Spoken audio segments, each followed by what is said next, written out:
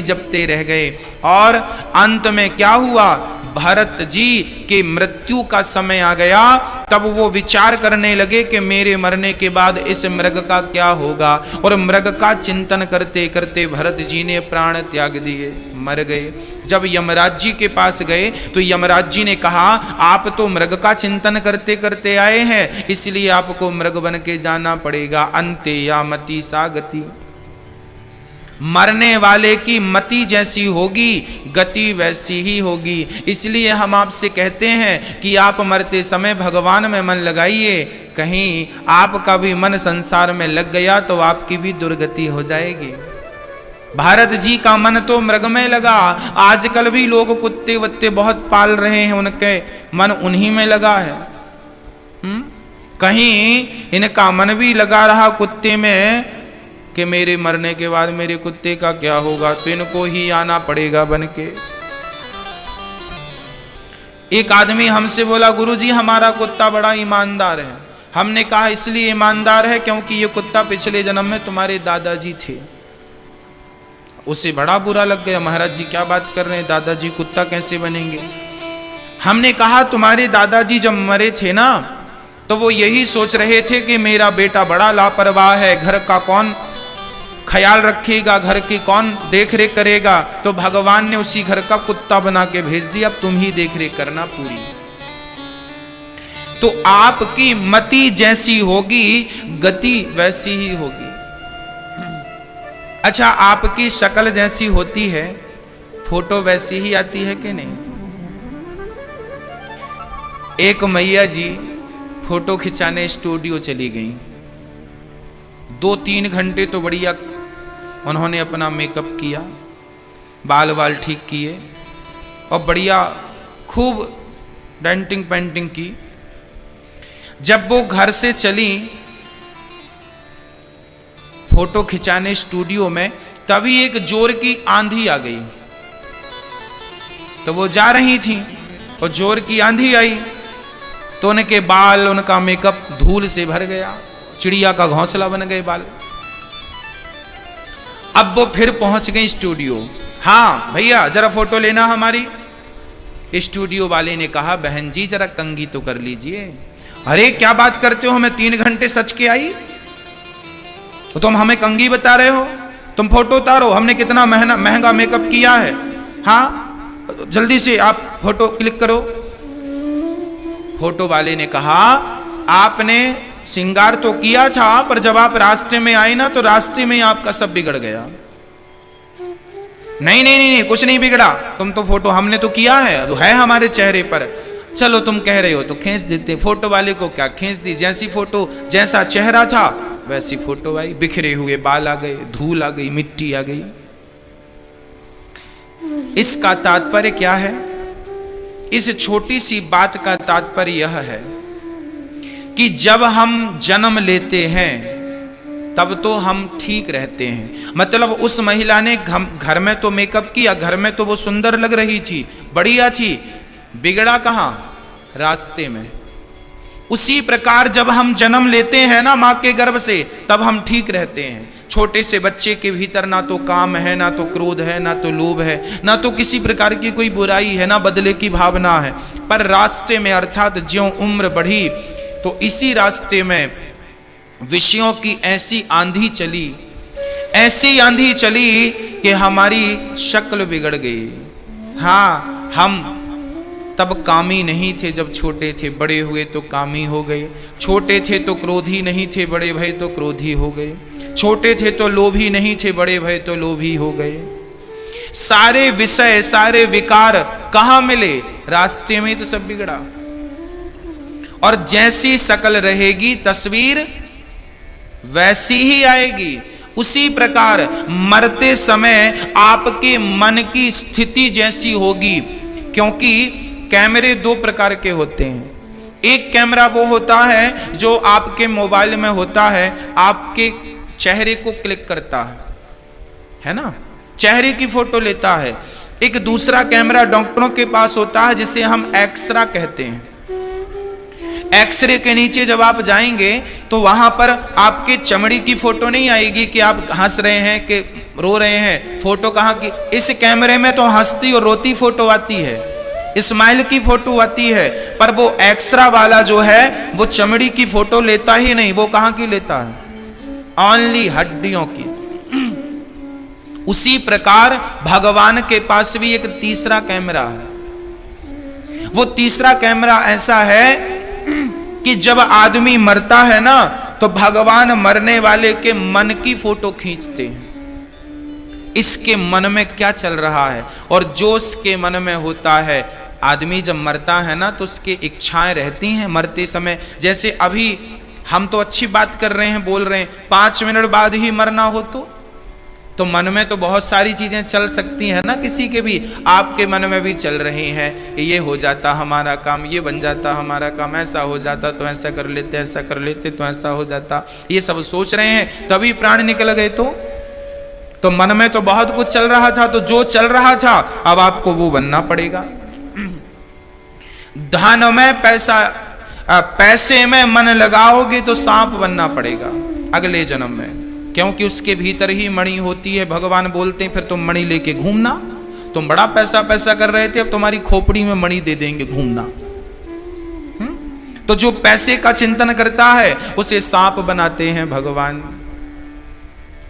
जो दूसरों के बारे में गलत सोचता है, दूसरों के लिए गलत भाव रखता है, भगवान उसे चमगादड़ बना देते हैं। उल्टे लटके रहो, अब तुम मुंह से खाओ, मलमूत्र भी मुंह से त्यागो, क्योंकि तुम्हारी वाणी ने किसी का दिल प्रसन्न तो किया नहीं, सदा निंदा चुगली में लगे रहे, ये बनो।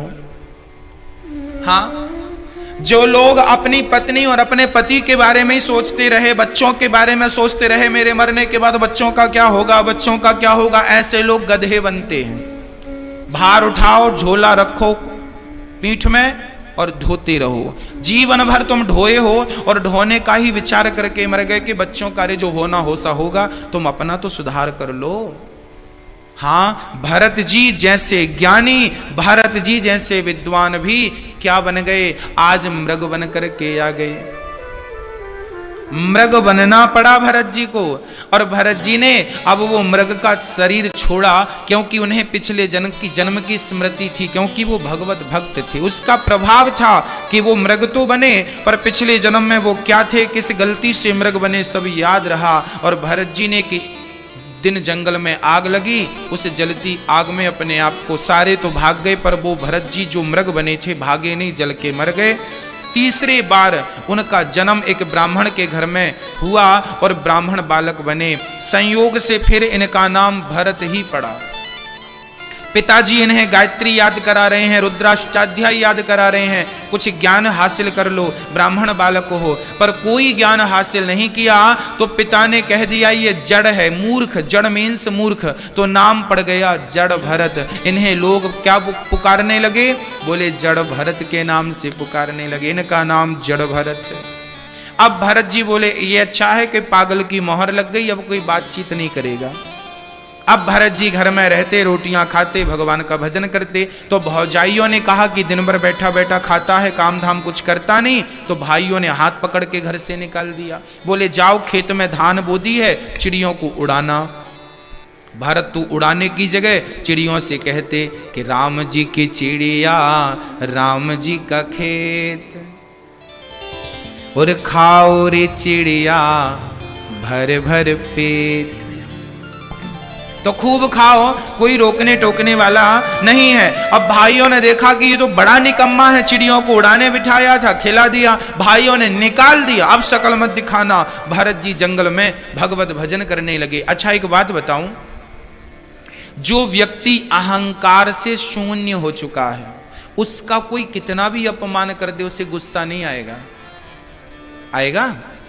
आप लोगों को गुस्सा बहुत आता है, आपकी शिकायत है महाराज जी गुस्सा बहुत आता है। क्या आपने कभी विचार किया है कि आपको गुस्सा क्यों आता है? गुस्सा आता ही क्यों है?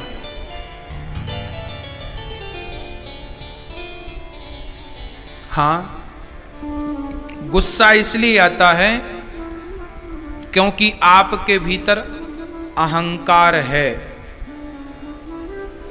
आपको ये पता है कि मैं कुछ हूं, जब तक आपको ये कांटा चुभता रहेगा कि मैं कुछ हूं, मैं कुछ हूं, मैं कुछ हूं, मैं कुछ हूं, मैं क्या हूं, मैं फलानी हूं, मैं फलाना हूं, मैं ये हूं, मेरे पास कमी है क्या, मैं तुम्हारे बाप का खाता हूं क्या, हमें जानते नहीं हो हम कौन हैं, हाँ हमारी भी कम शान थोड़ी है, हमारे पीछे भी 4 लोग घूमते हैं, हाँ हमारे घर में भी 4 लोग काम करते हैं, हमारी भी गाड़ी है, हमारा भी बंगला, हमारा भी नाम है, हाँ हम तुम्हारे यहाँ आए हैं तो तुम ऐसी समझ रहे हो, हमें भी जानो हम कौन हैं, हम पहले वहाँ काम करते थे, हम पहले वहाँ थे, हम यहाँ काम करते थे, हमारा ये काम था। लोग क्या करते हैं, यही तो गिनाते हैं।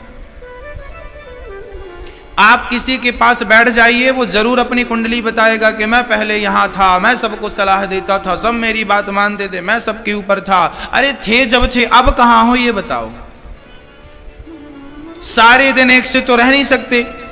सूर्य भगवान सुबह पूरब दिशा में होते हैं तो शाम को पश्चिम में नजर आते हैं। सूर्य की गर्मी भी टिकती नहीं है साहब। 12 बजे से लेकर 3 बजे तक सूर्य गर्म होते हैं, शाम होते ही सूर्य की गर्मी भी चली जाती है। जब सूर्य की गर्मी ना टिकी तो तुम्हारी और हमारी गर्मी क्या टिकेगी? किसी की टिकी है कि हमारी और तुम्हारी टिकेगी? किसी का अहंकार टिका है कि तुम्हारा और हमारा टिकेगा? रावण जैसों का तो चला नहीं जिसकी लंका सोने की थी। तो तुम्हारे और हमारे घर तो माटी के हैं साहब। काहे का घमंड है, काहे का अहंकार है? तो जब अहंकार होगा तो क्या होगा? गुस्सा आएगा। हमें जानता नहीं। आपको अभी कोई गलत शब्द कह दे, कुछ भी धोखे से भी निकल जाए, अरे हमें नहीं जानते, हाँ हमारा अपमान कर दिया, हम सहन नहीं करेंगे, हमारा अपमान कर दिया, हमारा हमें ये कह दिया।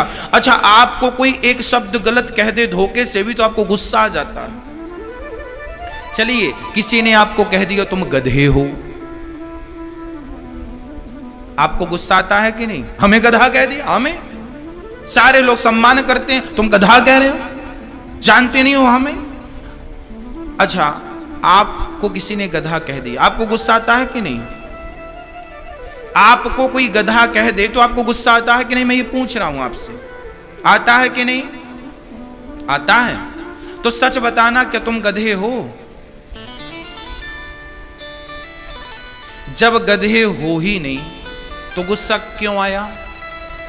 गुस्सा आया मतलब तुम गधे हो।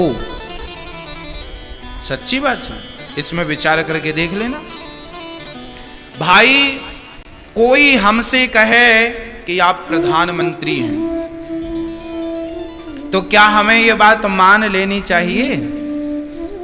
बताओ। आप सब लोग कहो कि महाराज जी आप तो प्रधानमंत्री हैं, तो क्या मैं ये बात मान लूंगा? आप सब मिलके कहो कि आप तो राष्ट्रपति हैं, तो क्या मैं मान लूंगा? आपके कहने से क्या मैं राष्ट्रपति हो गया? आपके कहने से क्या मैं प्रधानमंत्री हो गया? जब आपके कहने से प्रधानमंत्री नहीं हुआ तो किसी के कहने से कोई गधा कैसे हो गया भैया? और आप लोगों ने मुझे कहा कि महाराज जी आप प्रधानमंत्री हो, तो मैं यदि अपने आप को प्रधानमंत्री आपके कहने से मानने लगा तो मेरे जैसा मूर्ख कौन होगा ये बताओ। सवाल आपसे है। आप सबने मुझे कहा कि आप प्रधानमंत्री हो भारत के, और आपके कहने से यदि मैंने ये बात एक्सेप्ट कर ली, मान लिया कि हाँ हाँ मुझे लगे ना, हाँ सब कह रहे हैं तो मैं हूं, सब लोग तो कह रहे हैं कि मैं हाँ मैं हूं प्रधानमंत्री, तो बताओ मेरे जैसा पागल कोई होगा कि सबके कहने से सबने प्रधानमंत्री का मैंने मान लिया? हाँ या ना जवाब दीजिए, पागल हूं कि नहीं? बस आप भी पागल हैं कि सबने गधा कहा, तुमने मान कैसे लिया? और तुम्हें गुस्सा कैसे आ गई? आ गई, मान लिया, मतलब तुम बेवकूफ हो, तुम गधे के भी गधे हो, क्योंकि तुमने एक्सेप्ट कर लिया, स्वीकार कर लिया। आपके मोबाइल पर कोई आपको फ्रेंड रिक्वेस्ट फेसबुक पर भेजे, तो जब फेसबुक पर फ्रेंड रिक्वेस्ट आती है ना, तो वहां 2 ऑप्शन होते हैं, या तो एक्सेप्ट कीजिए रिक्वेस्ट को या तो कैंसिल कर दीजिए। ऑप्शन होता है कि नहीं? फेसबुक चलाते होंगे आप, 2 ऑप्शन होते हैं। किसी की फ्रेंड रिक्वेस्ट को या तो एक्सेप्ट करिए, नहीं जमता तो कैंसिल